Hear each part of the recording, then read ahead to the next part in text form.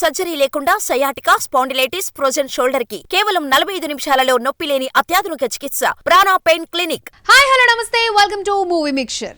ఆ star hero work out అయిన ఫార్ములానే continue చేస్తున్నాడా? ఈసారి కూడా అలాంటి స్టోరీతోనే రాబోతున్నాడా?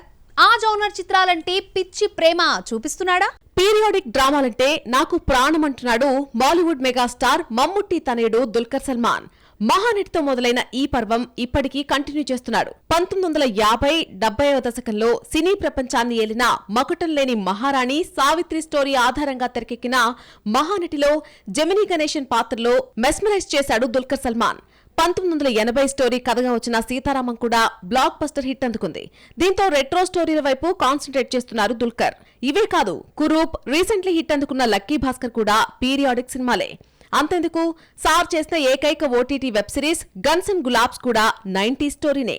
హీరియే సాంగ్ కూడా టైం ట్రావెల్ చేసిన రాకుమారుడిగా కనిపిస్తారు దుల్కర్.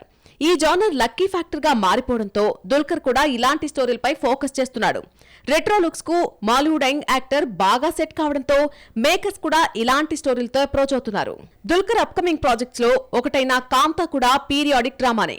రీసెంట్లీ రిలీజ్ చేసిన హీరో ఫస్ట్ లుక్ స్టన్నింగ్ కావాల్సిందే. 1950 మద్రాస్ బ్యాక్ డ్రాప్ లో తెరకెక్కుతున్న ఈ సినిమాలో young beauty Bhagyashri female lead గా కనిపించబోతోంది. పాన్ ఇండియన్ మూవీగా తీసుకురాబోతున్నారు ఈ సినిమాను.